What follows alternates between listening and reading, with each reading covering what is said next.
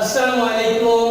Banasree national hydel স্কুলে BNIS home school থেকে আমি মোহাম্মদ সাজ্জাদ লস্কর তোমাদের সাদর আমন্ত্রণ জানাচ্ছি আজকের ক্লাসে। আশা করি তোমরা ভালো আছো। প্রিয় শিক্ষার্থী, আজকে আমরা পঞ্চম শ্রেণীর গণিত বিষয় নিয়ে আলোচনা করব। ইতিমধ্যে আমি আরো দুইটি ক্লাস নিয়েছিলাম অনুশীলনী 7 এর উপর। আমরা দশমিক, গুণ এবং ভাগ নিয়ে আলোচনা করেছিলাম।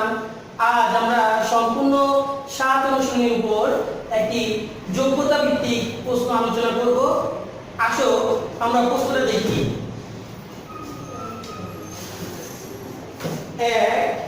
একটি পাশে 0.15 অংশ কাদায় ও 0.65 অংশ পানিতে আছে।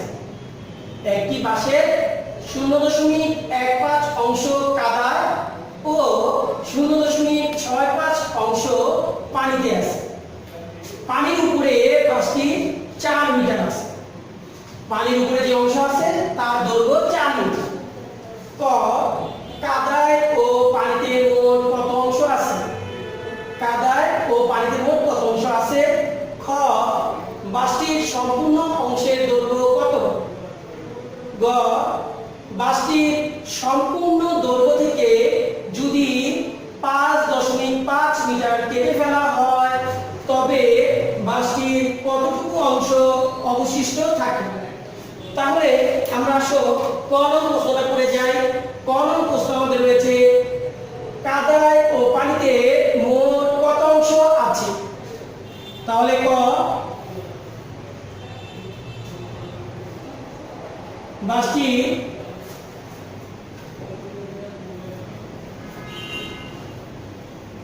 কাদায় আছে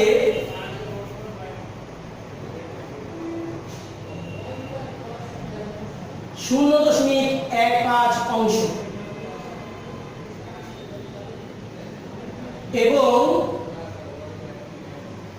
পানিতে আছে 0.65 অংশ। তাহলে আমাদের প্রশ্ন বলেছে কাদায় ও পানিতে মোট কত অংশ আছে। তাহলে মোট হলে কি হবে? যোগ করতে হবে। সুতরাং কাদায় ও পানিতে মোট আছে 0.15 যোগ 0.65 অংশ। তাহলে এটা আমরা যোগ করে নেই। যোগ করার জন্য তুমি রাফ করে নিতে পারো। 0.15 যোগ তোমাদের মনে রয়েছে যে দশমিক নিচে দশমিক বসাইতে হয় 65। তাহলে 5 5 0 হাতে 1 6 আর 1 7 আর 1 হবে 8 দশমিক 0। তাহলে আমরা পেলাম কত? 0.80 অংশ। তাহলে 0.80 অংশ। তাহলে আমরা ক নং প্রশ্নের উত্তর পেয়ে গেলাম। কাদায় ও পানিতে মোট 0.8 অংশ রয়েছে। তাহলে উত্তরটা লিখে দাও। উত্তর 0.80 অংশ। খ নং প্রশ্নটা আমরা আসলে করি। খ নং প্রশ্নটা রয়েছে বাসটির সম্পূর্ণ দৈর্ঘ্য কত? আমরা যে ক নং প্রশ্নে পেলাম যে বাসটি কাদায় এবং পানিতে আছে 0.80 অংশ, আর বাকি অংশটা কার আছে? কোথায় আছে? পানির উপরে আছে। আমাদের প্রশ্নে বলা আছে যে পানির উপরে বাসটির দৈর্ঘ্য 4 মিটার। তাহলে পানির উপরে কত অংশ আছে বাসটি সেটা বের করব। অংশটা সেই অংশ সমান হবে কত মিটার? 4 মিটার। আর সম্পূর্ণ বাসটির অংশ কত, দৈর্ঘ্য কত সেটা আমরা বের করব। তাহলে আসো ফর্মুলাটা করি। ক হতে পাই বাসটি কাদায় ও পানিতে আছে মোট 0.80 অংশ। আমরা সমস্ত বাস এক অংশ দেব। কত? সমস্ত বাসটি আমরা দেব এক অংশ। তাহলে ধরি সমস্ত বাস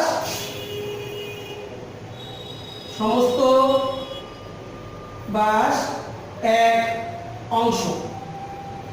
তাহলে সমস্ত বাস এক অংশ, তার মধ্যে এই যে 0.8 অংশ পানির ভিতরে আছে। যদি আমরা চিত্র দিয়ে বুঝি, ধরো এটা পানির উপরে আছে 4 মিটার, আর আমাদের কাদা, এটা ধরো কাদা, এটা ধরো পানিতে আছে, তাহলে এই দুইটা মিলিয়ে আছে 0.80 অংশ। তাহলে এখানে কত অংশ আছে আমরা কি করব, সম্পূর্ণ এক অংশ থেকে কি করব, এক অংশ থেকে আমরা এই এতটুকু অংশ বিয়োগ করলে আমরা পাবো পানির উপরের অংশ। আচ্ছা, তাহলে লিখব পানি উপরে আছে 1 বিয়োগ 0.80 অংশ। এটাও তুমি রাগ করে বিয়োগ করে নিতে পারো। 1 যেহেতু দশমিক নেই, পরেরটা 0.80, তাহলে এখানে সুবিধার জন্য আমরা দশমিক দিয়ে দুইটা 0 দিয়ে দিব।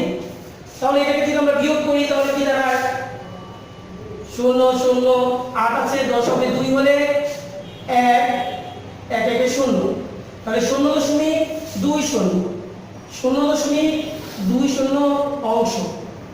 কার এই যে এতটুকু অংশ, এটা পেলাম আমরা 0.20 অংশ। তাহলে এতটুকু অংশের দৈর্ঘ্য হলো কত মিটার, 4 মিটার। তাহলে এতটুকু অংশ যদি দৈর্ঘ্য 4 মিটার হয়, তাহলে আমরা সম্পূর্ণ অংশ কত পাবো সেটা করতে হবে। আসলে উপরে করি,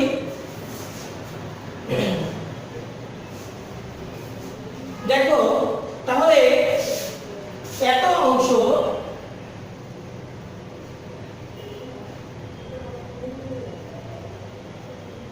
বাসটি 0.20 অংশের দৈর্ঘ্য 4 মিটার। তাহলে একবার সমস্ত অংশের দৈর্ঘ্য এক করলে কি হয়, আমাদের ভাগ করতে হয়। তাহলে 4 ভাগ 0.20 মিটার। তাহলে আমরা 4 কে 0.20 দিয়ে ভাগ করব। এটাকে আমরা এভাবে লিখতে পারি 4 ভাগ 0.20 মিটার। আমরা আগের পর্বে যে আমরা ভাগ করা শিখছি ওভাবেও ভাগ করে দিলে হবে। আবার আমরা আজকে একটা নতুন পদ্ধতিতে ভাগ করব, দশমিক উঠানো। হয়তো তোমাদের মনে আছে, দেখো আমরা কিভাবে করব দশমিক উঠানোর জন্য, 2 0 লিখবো, 4 লিখবো, এখানে দশমিকের জন্য নিচে দশমিক আছে, উপরে 1 দিব, আর দশমিক পরে যে কয়টা সংখ্যা থাকবে সেই কয়টা 0। তাহলে দশমিক পরে কয়টা অঙ্ক আছে, 2টা আছে, এই জন্য 2টা 0। আর দশমিক উঠাইলে 0 2 0 সংখ্যাটা হবে কত, 20। তাহলে এটাকে আমরা যদি কাটাকাটি করি, ধরো 20 এ 20, 5 20 100,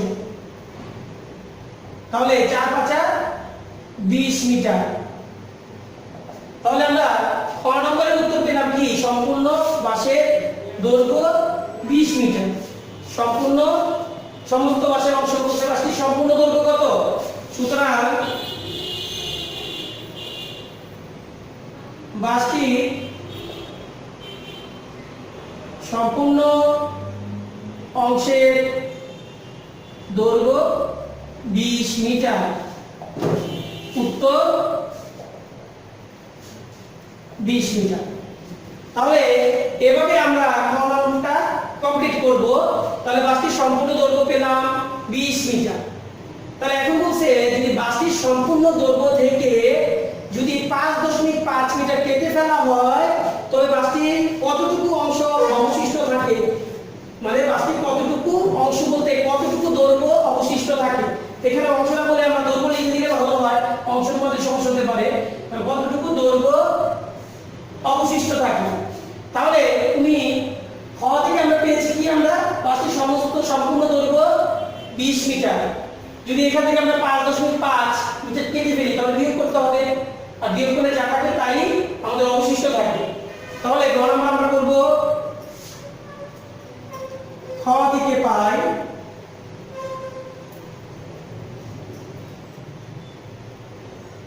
বাসটির